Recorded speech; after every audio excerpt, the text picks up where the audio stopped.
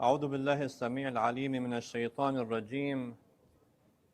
بسم الله الرحمن الرحيم. الحمد لله الأول قبل الإنشاء والإحياء، والآخر بعد فناء الأشياء، العليم الذي لا ينسى من ذكر ولا ينقص من شكر، ولا يخيب من دعاه ولا يقطع رجاء من رجاه. وأشهد أن لا إله إلا الله وحده لا شريك له، وأشهد أن محمدًا عبده ورسوله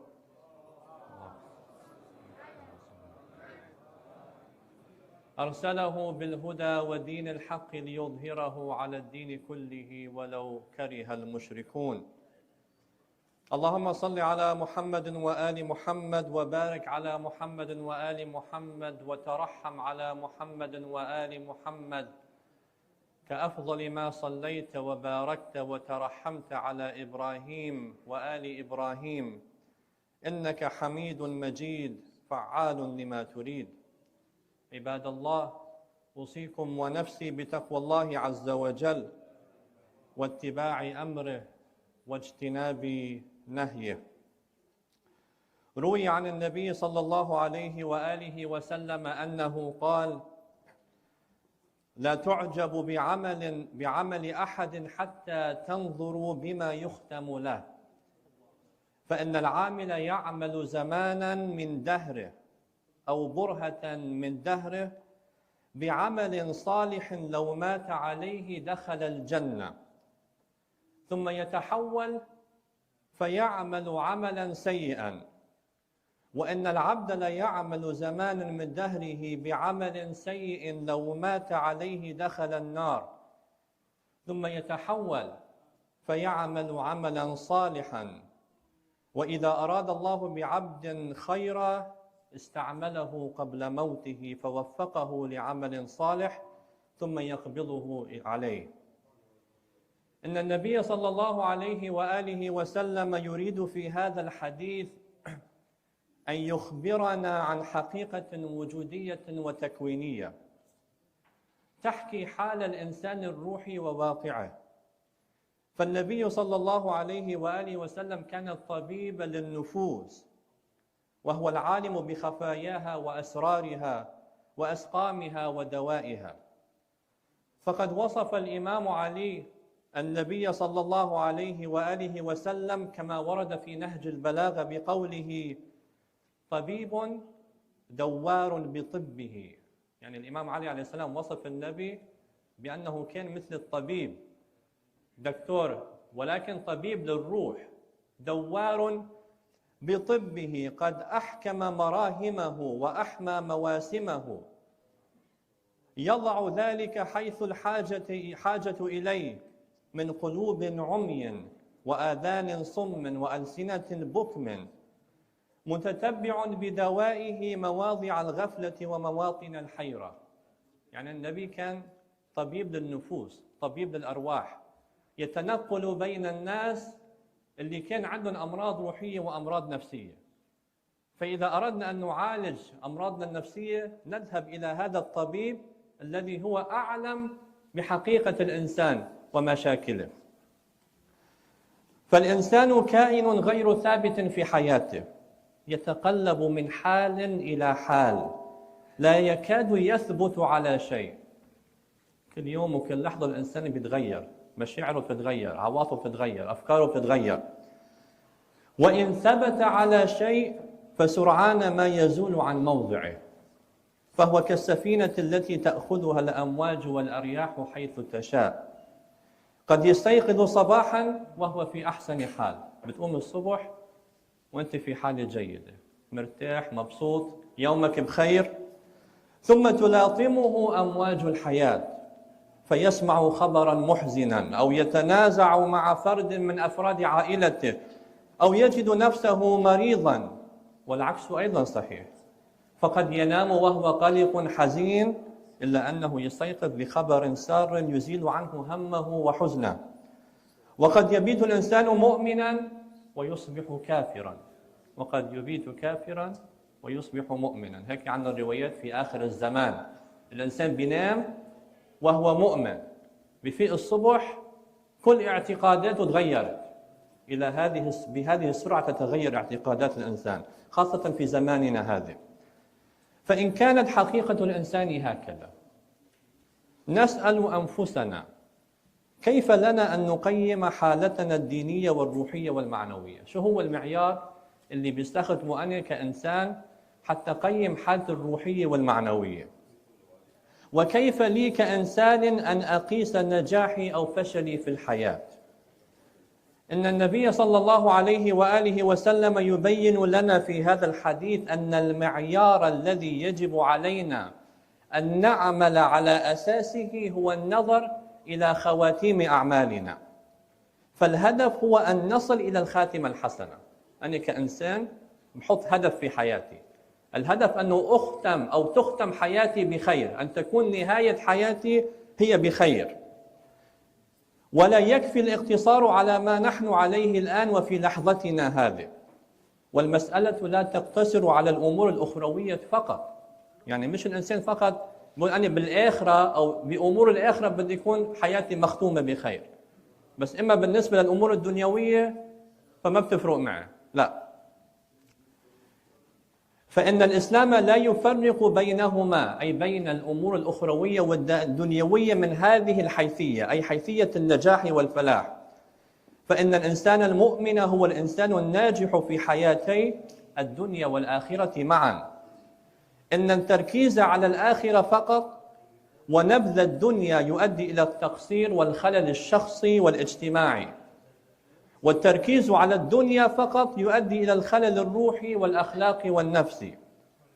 الإسلام لا يقول لنا لا تعيشوا أو تهتموا بأمور دنياكم، بل يقول لنا عيشوا في هذه الدنيا بأحسن حال، رتبوا أموركم، نظموا أنفسكم، طوروا أوضاعكم، ولكن فليكن الله نصب أعينكم في كل ما تقومون به. اخترعوا وأنتجوا، ولكن فلتكن اختراعاتكم وإنتاجاتكم منصبة فيما يفيد الخلق والبشرية. أنا لا أستطيع أن أضع أمامي هدف التخرج من الجامعة والحصول على الشهادة ثم لا أدرس بشكل جيد ولا أضع كل جهدي في تحصيل العلم. حط أني هدف بدي أتخرج، بس بدي بأي وسيلة وبأي طريقة حقق هذا الهدف. ما بدي أعملها من طريقة الدراسة، ولا بدي تعب نفسي، ولا بدي أمشي بالطريقة المضبوطة. لا، أنا هدفي شو؟ أتخرج. هذا الإنسان اللي بس بيحط الهدف نصب عينه وما بيهتم كيف بيوصل لهالهدف هذا. فإن الدراسة الجادة والناجحة تؤثر في بناء الشخصية المستقبلية. أنا إذا درست وتعبت على نفسي وكان طريقي إلى هذا الهدف صحيح، فأنا مش بس الهدف بوصل له، لا، ما هو الطريق أيضا له دور في بناء شخصيتي كإنسان. فإني إن استخدمت الحيل والكذب من أجل الوصول إلى التخرج فإن هذا العمل سوف يرسم لي شخصيتي المستقبلية. وكذلك لا أستطيع أن أضع هدف التطور في حياتي التجارية أيضا. واحد عنده عمل، عنده بزنس، عنده تجارة، بده يتطور، بده يكبر، he wants to expand لكي تتوسع وتتكاثر، ثم أبحث عن كل حيلة كي أصل إلى هذا الهدف، فإن هذا يؤثر في بناء شخصيتي أيضا بشكل سلبي. ولذلك لابد لنا أن نفهم بأن الطريق إلى الهدف لا يقل أهمية عن الهدف في نفسه. يعني طريق للوصول إلى الهدف بيلعب دور في تكوينه، مش بقول والله أنا بدي أتوسع في البزنس، بدي أعمل تجارة أكبر وبأي طريقة بدي أوصل لهالهدف هذا، لأن الهدف هو التوسع. لا، طريقة كيفية الوصول إلى الهدف بيحكي عن شخصيتي أنا كإنسان. إذا أنا بستخدم الحيل، بستخدم الكذب، بستخدم أمور سلبية ومحرمة وخاطئة، ما هي بتحكي عن طبيعتي أنا كإنسان. فمش لازم فقط أن أضع الهدف أمام أو نصب عيني، لا، طريقة الوصول إلى الهدف أيضا مهم. فالإنسان المؤمن هو الإنسان الذي يتطلع إلى المستقبل وتكون نظرته المستقبلية لا حالية. الإنسان المؤمن لا يطمئن لعمله الآن، بل يعيش دوما في حالة مراقبة لنفسه. وقد ورد في تفسير الإمام العسكري عليه السلام أنه قال رسول الله صلى الله عليه وآله وسلم: لا يزال المؤمن خائفا من سوء العاقبة، لا يتيقن الوصول إلى رضوان الله حتى يكون وقت نزوع روحه وظهور ملك الموت. الإنسان المؤمن دائما في حالة خوف إلى آخر لحظة. يعني أن الإنسان المؤمن دائم الإنتاج والتطور، هذا معنى الرواية. وعليكم السلام ورحمة الله. ودائم التحسن والتقدم، فهو يراقب نفسه دوما حتى يبقى في أحسن حال. الإنسان المؤمن ما بيرضى أبدا أن يكون هو فاشل في حياته أو يتوقف في حياته، لا، بل يكون دائم التقدم والتطور. فهو يتفوق في كل يوم في كل ما يقوم به، ولا يرضى بالتراجع أو الفشل، ولكنه أيضا يراقب نفسه كي تبقى جميع أعماله في هذا الإطار صحيحة ومقبولة عند الله عز وجل. وهذا الخوف المعبر عنه في الرواية ليس هو ذلك الخوف السلبي الذي يجعل الإنسان في حالة كآبة وحزن واضطراب دائم. يعني الإنسان بس يقرأ الرواية يفكر أن الإنسان دائما في حالة خوف، يعني في حالة كآبة، في حالة حزن، في حالة تردد في الحياة. لا، في عدة أنواع من الخوف، في خوف إيجابي وفي خوف سلبي وفي خوف طبيعي. هذا الخوف اللي بالرواية مش هو الخوف السلبي، بل هو الخوف الممدوح الذي يمنع الإنسان من ارتكاب الأخطاء والمعاصي، أي الخوف الذي يمنع الإنسان من الفشل والسقوط. ولولاه، يعني لولا هذا الخوف، لما دفع الإنسان نفسه إلى النجاح والتقدم في الحياة. فالإنسان إنما يسعى إلى النجاح والتقدم خوفا من الفشل والتراجع. فهناك خوف ممدوح ينفع الإنسان ويفيده، كما أن هناك خوفا مذموما وهو الذي يؤدي إلى اضطراب النفس والكآبة وسوء الظن بالآخرين.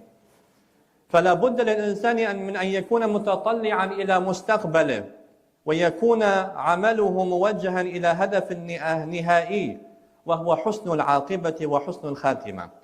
قد أكون في لحظة هذه من المصلين والعابدين والمحسنين، ولكني لو أضعت الهدف أو غفلت عنه لما يرد علي من زينة الحياة الدنيا، فقد أبتلى بارتكاب معصية أو خطأ يغير لي المسار في الحياة، لأصل بعدها إلى نهاية أخرى، ألا وهي سوء العاقبة والعياذ بالله. نسأل الله عز وجل أن يحفظنا من سوء العاقبة وأن يرزقنا حسن الخاتمة. أعوذ بالله من الشيطان الرجيم. بسم الله الرحمن الرحيم. قل هو الله أحد الله الصمد لم يلد ولم يولد ولم يكن له كفوا أحد.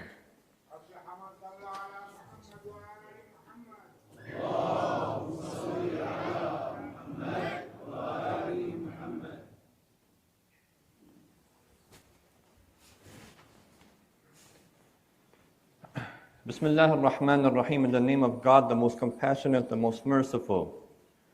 Praise belongs to God, the first without a first before him, the last without a last behind him. Beholders' eyes fall short of seeing him.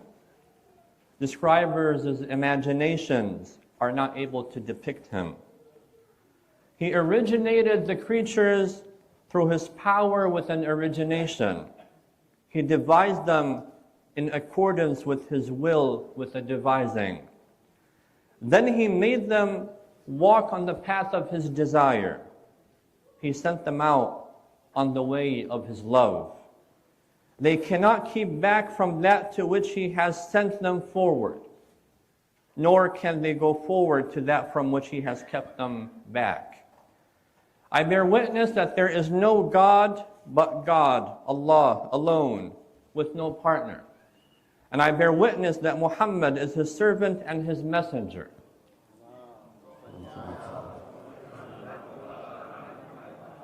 O God, send your blessings and peace upon Muhammad, the seal of the prophets and the master of the messengers.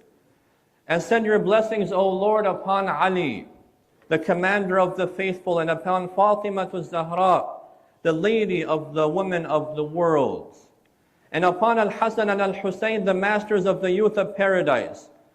O God, send your blessings upon the Imams of the Muslims, Ali ibn al-Hussein, wa Muhammad ibn Ali, wa Ja'far ibn Muhammad, wa Musa ibn Ja'far, wa Ali ibn Musa, wa Muhammad ibn Ali, wa Ali ibn Muhammad, wa Al-Hasan ibn Ali, and the awaited Al-Mahdi, Ajjalallahu Ta'ala Farajah. May Allah hasten his reappearance, ease his emergence, and make us among his supporters and helpers.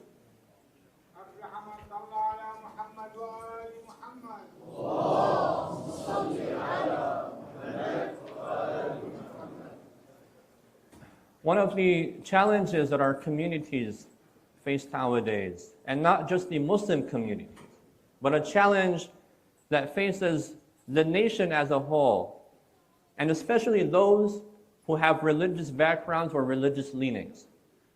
And that is the challenge of postmodernism.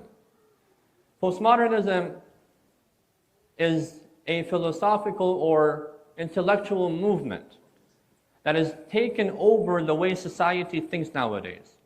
Now, of course, this is a Friday sermon, so I'm not going to be able to give an analysis of this movement as a whole and in detail. But I want us as a community to become aware of things in order to be able to face these challenges that we have in our societies. Without understanding how things are happening, we'll never know how to tackle the situation. If your house is having a problem with the electricity, and you only see the symptoms of it, and never go to the core root and cause of the problem, you're never going to be able to resolve this issue. You have a light bulb that keeps burning out, and you keep changing it every day. This is not the correct way to deal with the problem. The best way to deal with it is to go to the core roots of these issues, understanding why these are happening. And if we do so, then we're able to tackle them in a better way. I'll give a very brief history and introduction to explain what postmodernism is, just so you can get an idea. But it is our responsibility as Muslims to go and learn for ourselves. The way our society has become is our obligation to understand. Postmodernism is a movement that occurred after the movement of modernism. Of course, we all live in the West over here. We've all heard about the Enlightenment in Europe in the 1500s, right? When the scientific revolution happened and the separation between church and state had occurred after what the Europeans had said was the failure of the church at that time. The church was supposed to be regarded as the central authority for humanity. It was a connection between humans and their divine origin and God. Suddenly, Europe began to go through a lot of challenges and difficulties, and the scientific movement began to emerge. Science was able to provide answers that religion was not able to. When people were sick, they used to go to the masjid, to the church, and pray, and they might not be cured. But then they would go to this doctor who had invented a new type of medication, and they would take that medicine, and then they would be cured. And people here began to move away from religion in the European context, And the separation began to occur. Science began to be developed in Europe. A new way began to emerge, a new way of thinking. Humanism became the central idea of human thought. Humanism is where the world and existence revolves around the human being. God was once the central thought and idea, but God was removed, and the human being was placed in his position. And Europe continued to move that way. And they had this idea that religion has become something of the past. Humans are going to move beyond religion. People are going to become less and less religious as time passed by. This was what they were thinking at that time. Once science emerges, and it gains the trust of the people, and it begins to give answers to the questions of existence that people have, the questions that we don't know about. They say that they used to put God in there because there's a gap that we don't understand. So what do we do when we don't understand something? We say, well, God made it. An angel does this, and so on and so forth. So their prediction was that religion was going to end not too long after this movement. Philosophers began to develop ideas and theories. We have Descartes, Kant, and so on and so forth. And then, until the early 1970s or 1960s or 50s, there emerged a new movement called postmodernism. So we had modernism, which was what developed in Europe at that time, and then we have postmodernism that developed very recently. And this is a response to that type of thinking. And what we're living nowadays is that face of postmodernism, and I'll explain to you how we're able to identify that. In modernism, there was an absolute reality. There was absolute truth. Science was the correct way of thinking. Anything that's non-scientific is to be rejected. In postmodernism, we reject even science. We reject the idea that science can give us the answers to everything. We reject any absolute truth or reality. So we ask ourselves nowadays, we all have phones, right? We look at our phones, we read articles, we look at memes, we look at reels, and it seems like everything goes nowadays. Any theory you have could be the true theory. This is a symptom of postmodernism. Everything is relative. Everything is subjective. There is no absolute truth at all.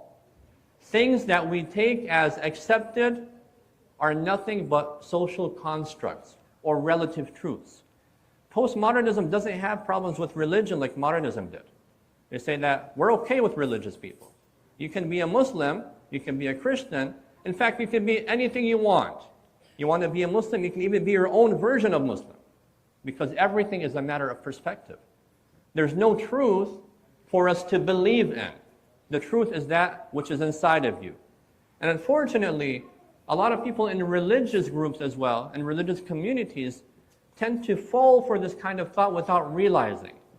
You end up adopting this thinking that I can interpret whatever I want, and it's true because this is my interpretation, this is my feeling, this is my perspective. Everybody has the right to have a perspective, right?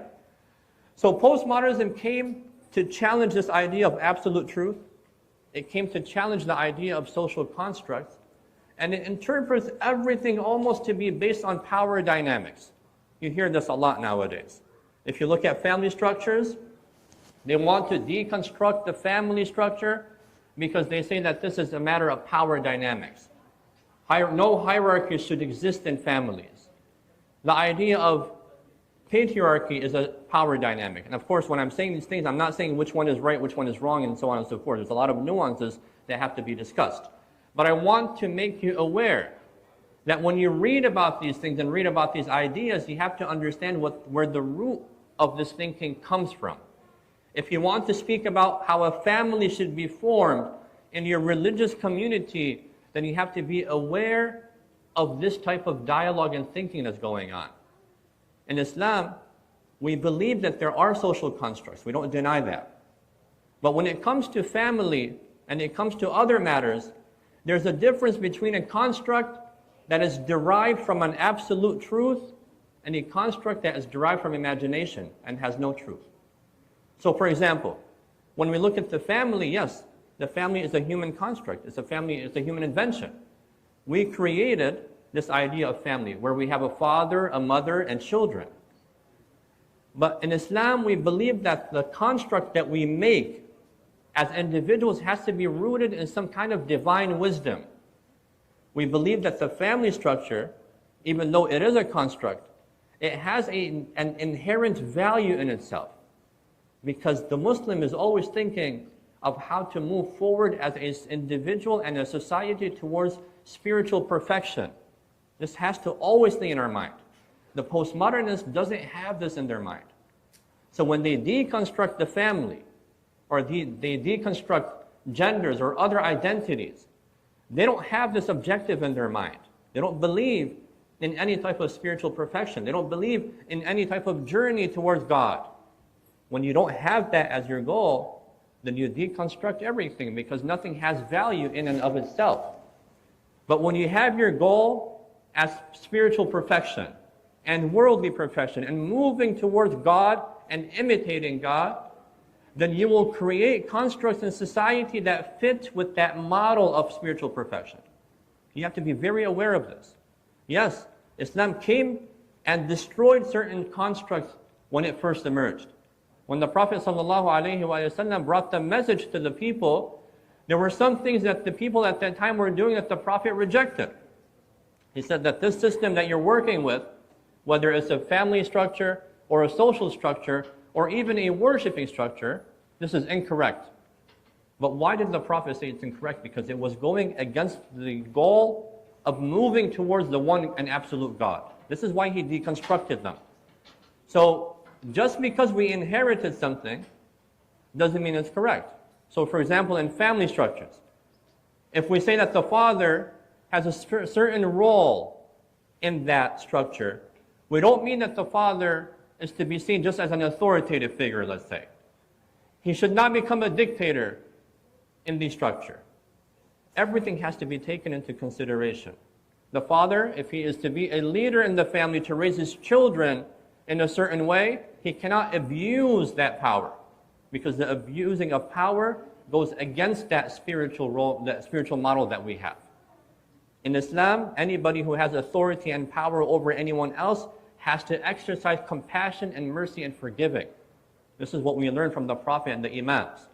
So a father figure in the family should be a guide towards his children or for his children. He should show them the path but not dictate the path to them. So in some sense, hierarchy must be necessary in the family. And the mother, the same thing. The mother must fulfill a guiding role, a loving role, a compassionate role, a teaching role in the family as well, that moves towards guiding those children towards their spiritual perfection. We don't deny that there has to be any type of structure or roles, because there's no possible way where you can deconstruct all types of roles. You're going to have to fall into some type of labeling for genders or for people that belong to a family. You might change the name. Like, for example, now they changed the name from a wife to a partner, right? Partner is the word that people are using now, and a lot of us use that word too. But why did they choose the word partner instead of wife? Because they say when we say wife or husband, we're basically talking about an inherited idea that came to us from Christianity. It assumes certain roles for these individuals in society. So to deconstruct them and remove them, we'll start using the word partner. And in this way, we remove all those type of obligations that come with this. This is part of the deconstruction method. Of course, we don't agree with this. We believe that a wife has to be a wife. Now, what does a wife do in the house? Or what does a husband do in the house? These are things that we can discuss amongst ourselves as Muslims. A lot of what is prevalent in our societies is cultural. It's not religious. A lot of the things that we have in mind that we think are religious are not. I'll give just one example because there's not much time to go into all of the detail and we have to get to our prayer. But for example, when it comes to the woman, for example, she is not obliged to clean the house for the family. This is not an obligation, religiously speaking. Culturally speaking, every man who wants to marry a woman has this as a priority in their mind. That I have to take a woman that cleans the house for me and cooks and does. They assume that this is the role of the woman. Religiously speaking, it's not the role of the woman. If the woman decides to do this, and if the man wants a woman like that and she's happy with playing that role because this fits with their ultimate goal as a family, they agree with one another. I'll be the breadwinner, for example, let's say here in the US, or let's say in any other society or culture. If they agree with one another that this is how it's going to be, that's fine. But religiously speaking, she's not obliged to do that. But when you come to a Muslim community, usually it's assumed that the woman has to play this role, right? So it's important for us to understand that there's a difference between what's inherited from our cultures and inherited from our religion. That's number one. Number two, there are certain models that Islam focuses on when it comes to family and other matters that we have to learn about. And we have to keep those from becoming lost and deconstructed. Because at the end of the day, when it comes to family or any other matter in our society, we have to understand that as Muslims and religious individuals, we are moving towards a goal, and that is to become closer to Allah subhanahu wa ta'ala. So we cannot adopt a model that conflicts with this. When it comes to divorce, the same issue. When it comes to raising children, the same issue. Yes, there are things in our society that have to be deconstructed. There are things in our communities that have to be changed. And this is one of the good things about postmodernism. It allows us to challenge these structures that we already have. But we shouldn't go to the extreme where we deny all type of structures, and we shouldn't go to the other extreme where we reject any type of fixing of our structures. We have to find a balance in between. I say this and I ask Allah subhanahu wa ta'ala to grant us the wisdom as a community to be able to work together in resolving these issues and help one another reach the conclusions which please Allah subhanahu wa ta'ala. Walhamdulillah rabbil alameen. Wa sallallahu ala Muhammadin wa alihi at-tayyibin at-tahirin.